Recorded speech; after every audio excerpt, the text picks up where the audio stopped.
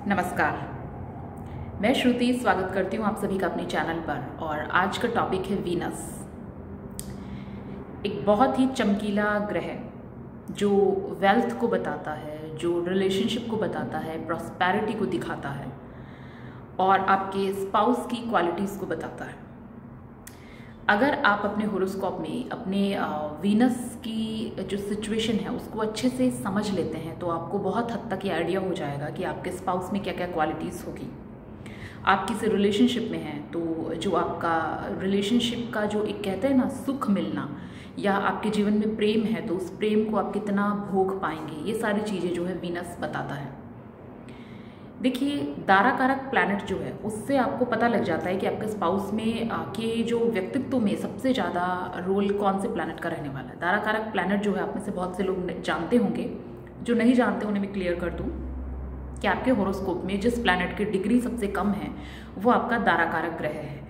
तो आपका जो भी स्पाउस होगा उसमें आपके दाराकारक जो भी ग्रह है उसके कारक तत्व जो है वो उसकी पर्सनालिटी से जुड़ जाएंगे। और अगर आप अपना नवमांश देखेंगे तो आपके नवमांश से आपको क्लियर हो जाएगा कि आपके स्पाउस का एटीट्यूड कैसा होगा, मैरिड लाइफ की कितनी रिस्पॉन्सिबिलिटीज़ को वो अच्छे से निभा पाएगा और क्या क्या इश्यूज आपके बीच में रहेंगे। ठीक है, ये तो थी जब हम मैरिड लाइफ की बात करते हैं। अब इन जनरल अगर हमें समझना है विवाह को तो हम 7th हाउस और 7th लॉर्ड का सिचुएशन देखते हैं, लेकिन वीनस जो है सिर्फ विवाह की बात नहीं करता। ठीक है, मान लीजिए अब फीमेल का जैसे चार्ट है तो उसमें उसके हस्बैंड का कारक जो है जुपिटर को मानता है, गुरु को। गुरु ने अपना काम करके विवाह करवा दिया, लेकिन विवाह के बाद उस विवाह में कितना प्रेम रहेगा हस्बैंड वाइफ के बीच में, वो चीज़ जो है वीनस बताएगा। तो वीनस का रोल बहुत महत्वपूर्ण हो जाता है। और मेल नेटिव के चार्ट में तो वीनस जो है वो पूरी तरह से उसकी वाइफ को ही रिप्रेजेंट करता है। और शुक्र जो है वो रिलेशनशिप को बताता है। तो आपके जीवन में जितने भी प्रेम होते हैं या जो लोग आपसे जुड़ते हैं उनकी मतलब उनके साथ में आपको कितना अच्छा आप महसूस करते हैं या वो लोग आपको किस हद तक समझते हैं, ये सारी चीज़ें भी जो है शुक्र ग्रह जो है एक्सप्लेन करता है।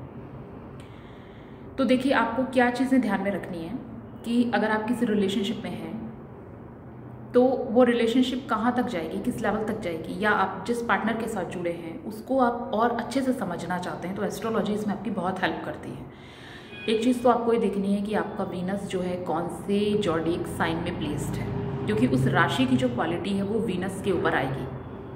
फिर दूसरी चीज़ आपको देखनी है कि वीनस अकेला है या दूसरे ग्रहों के साथ युति में है, क्योंकि जिन ग्रहों के साथ वीनस युति में है उसका असर भी उसके ऊपर आएगा। जैसे मैं कुछ एग्जांपल देती हूँ। मान लीजिए वीनस सूर्य के साथ है तो वैसे इन जनरल क्या होता है कि सूर्य और शुक्र की युति जो है वो मैरिड लाइफ के लिए अच्छी नहीं मानी जाती, क्योंकि ये समझते हैं कि सूर्य की जो गर्मी है, जो तेज है, वो शुक्र के प्रेम को जला देती है। तो कपल के बीच में ईगो क्लैशेस हो सकते हैं या कुछ और प्रॉब्लम भी हो सकती है। अगर मेल नेटिव का चार्ट है तो उसको इसमें हेल्थ रिलेटेड कुछ इश्यूज हो सकते हैं। अब यही मान लीजिए कि अगर वीनस जो है मून के साथ आ जाता है तो शुक्र और चंद्र की युति में क्या होता है कि जो पर्सन है उसकी वाइफ और उसकी मदर के बीच में जो है बॉन्डिंग नहीं हो पाती और उनके झगड़े होना, ये सीन होगा। हालांकि एस्ट्रोलॉजी में इन सब चीज़ों के अपवाद भी आपको मिलेंगे, रेमेडी भी मिल जाएगी। उसके लिए ओवरऑल पूरा चार्ट जो है वो स्टडी करना ज़रूरी होता है। बट मैं एक कुछ सिंपल आपको बता रही हूँ कि अगर सामान्यतः सूर्य शुक्र की युति है या शुक्र चंद्र की युति है तो उसका असर ये होगा। अब मान लीजिए शुक्र के साथ राहु आ जाता है तो वो क्या करेगा कि आपका जो प्रेमी होगा उसका कल्चर बिल्कुल डिफरेंट होगा, बिल्कुल अलग बैकग्राउंड से होगा, क्योंकि उसमें शुक्र के साथ राहु के कारक तत्व जो है वो जुड़ गए हैं। इसी तरह से मान लीजिए शुक्र के साथ मंगल आ गया है तो वो कहीं ना कहीं ये चीज़ हो सकती है कि आपका जो स्पाउस है उसकी कोई सर्जरी करवाए या इस तरह की सीन होना। तो शुक्र कौन से दूसरे ग्रहों के साथ में है वो चीज़ आपको देखनी है। उसके बाद में आपको ये देखना है कि शुक्र कौन से हाउस में है, क्योंकि कुछ हाउस जो है वो फॉर एग्जांपल जैसे आपकी कुंडली में अगर शुक्र 7वें घर में आता है तो वो शुक्र का क्या है कि पक्का घर माना जाता है। ठीक है, तो वहाँ पे वो शुक्र का है तो वो अच्छा है। लेकिन अगर वही शुक्र मान लीजिए 6ठे घर में आ गया है तो 6ठे घर का शुक्र जो है वो अच्छा नहीं माना जाता, तो आपको उसका हाउस भी देखना है। अब आप किसी पर्सन से जुड़ते हैं तो वो पर्सन आपको कितना समझ पाएगा या उस पर्सन के साथ जुड़ के आप कितनी आत्मिक संतुष्टि महसूस कर पाएंगे, ये चीज़ आपको बताएगी शुक्र से 7वां घर।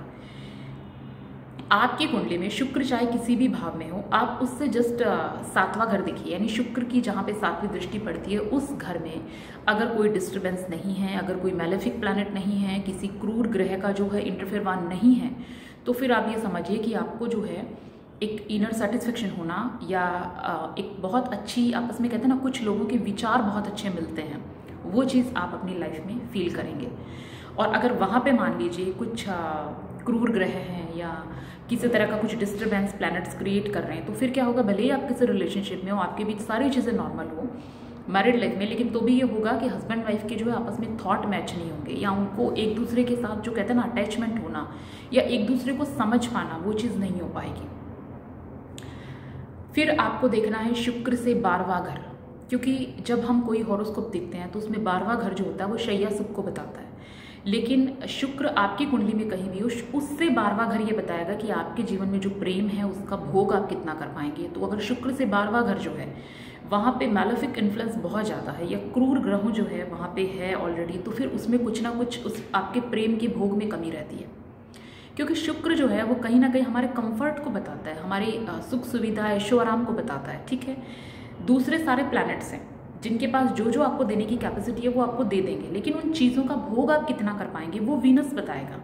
तो अगर आपका शुक्र से 12वां घर जो है बहुत अच्छी है, वहाँ पे मान लीजिए कोई शुभ ग्रह है या कोई ग्रह भी नहीं है, लेकिन जो राशि साइन वहाँ पे प्लेस्ड है उसकी क्वालिटीज़ आप देखिए और किसी दूसरे ग्रह की दृष्टि नहीं आ रही, तो वो ग्रह एक तरह से सेफ है, तो वहाँ उन चीज़ों का आप यूज़ अच्छे से कर पा रहे हैं, भोग कर पा रहे हैं। लेकिन वहाँ डिस्टर्बेंस है तो ये सीन होगा कि आपकी लाइफ में प्रेम होगा, प्रेम आ जाएगा मान लीजिए, लेकिन तो भी वो प्रेम जो है आप उसका भोग नहीं कर पाएंगे।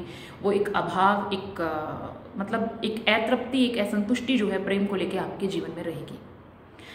तो शुक्र कौन सी राशि में है, शुक्र कौन से ग्रह के साथ में है, और उससे 7वां घर और उससे 12वां घर आप देखेंगे तो आपको ये चीज़ें क्लियर हो जाएगी कि आपका जो स्पाउस है वो आपको कितना समझेगा और कितना प्रेम मिलेगा और किस लेवल तक आपकी रिलेशनशिप जाएगी। अब आपके स्पाउस को जैसे मैंने कहा जानने समझने के लिए आपको ताराकारक प्लैनेट देखना है और आपका नवमांश देखना है। उसके बाद अगर हम इसको और डेप्थ में जानना चाहें कि पर्टिकुलर हमें कुछ क्वालिटीज़ देखनी है कि वो आपके स्पाउस में क्या होगी, तो आप देखिए कि आपका वीनस जो है कौन से नक्षत्र में प्लेस्ड है। जैसे एग्जाम्पल के लिए हम लेते हैं कि चंद्रमा के नक्षत्र, मान लीजिए श्रवण नक्षत्र है, आपका जो वीनस है वो श्रवण नक्षत्र में पड़ता है, तो इसका मतलब कि आपका जो स्पाउस होगा उसमें श्रावण नक्षत्र से जुड़ी कुछ क्वालिटीज़ होगी।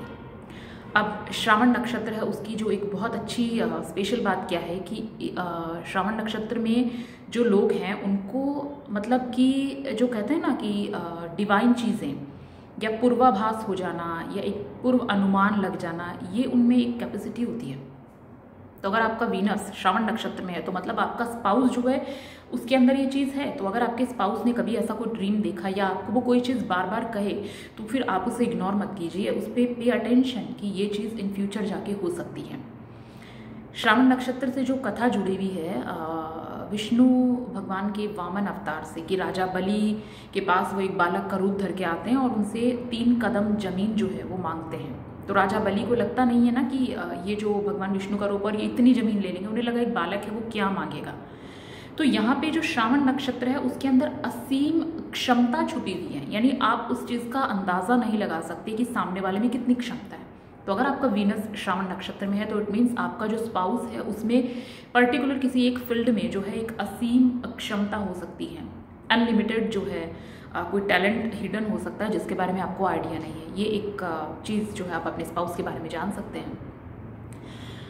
अब दूसरा हम इसको यूँ भी लेते हैं कि जैसे मानिए कि आपका जो वीनस है वो सूर्य के नक्षत्र में प्लेस्ड है, जैसे उत्तराषाढ़ा नक्षत्र में। तो उत्तराषाढ़ा नक्षत्र जो है उसकी क्वालिटी क्या होती है कि वो उसके अंदर एक रॉयल, जैसे सूर्य जो है वो राजा है तो वो जो उसमें एक शाही अंदाज होता है वो होता है। तो आपके स्पाउस में क्या होगा, वो एक शाही लाइफस्टाइल जीने की जो इच्छा होगी, और कहीं ना कहीं उनमें वो चीज़ होती है ना कि वो उनको कोई हरा नहीं सकता, क्योंकि राजा जो है वो हमेशा जीतता है, तो उसको मतलब जीतने की चाह होती है। तो आपके स्पाउस में वो चीज़ होगी कि मैं हर जगह जीतूं, और जो एक विक्ट्री है उनको मिलती है, और बहुत राजसी उनका लाइफस्टाइल या इच्छाएं होती है। तो आपका वीनस जिस नक्षत्र में है उस नक्षत्र की जो क्वालिटी है वो आपके स्पाउस में होगी। तो अगर आप अपने स्पाउस को बारीकी से देखना समझना चाहते हैं तो अपने देखिए कि आपका वीनस जो है कौन से प्लैनेट्स के साथ में है और कौन से प्लैनेट्स का असर उन पे आ रहा है, क्योंकि वो चीज़ें आपके स्पाउस में आपको मिलेगी। और वीनस का नक्षत्र आप देखिए, वो चीज़ें भी आपको अपने स्पाउस में मिलेगी। और फिर उन पार्टनर के साथ जुड़ के आप कितना अच्छा अनुभव कर सकेंगे, वो चीज़ आपको वीनस से 7वां घर बताएगा और वीनस से 12वां घर बताएगा। तो अगर आपने इन चीज़ों को देखा समझा है तो आपको बहुत अच्छे से चीज़ क्लियर होगी कि एस्ट्रोलॉजी हमें ये डिफ़ाइन कर सकती है कि आप अपनी लाइफ में जो है अपने रिलेशनशिप को कितना एंजॉय कर पाएंगे या नहीं कर पाएंगे, आपकी लाइफ में कितना वेल्थ, कितना कंफर्ट होगा। मेरे इस वीडियो को आप लाइक एंड शेयर ज़रूर कीजिएगा और कमेंट सेक्शन में अपने विचार भी बताइएगा। और अगर अभी तक आपने मेरे चैनल को शेयर नहीं किया तो प्लीज़ इसे शेयर ज़रूर कीजिए। मुझसे पर्सनल कंसल्टेशन के लिए आप डिस्क्रिप्शन में दिए गए ईमेल आईडी पर मुझसे कांटेक्ट कर सकते हैं। धन्यवाद।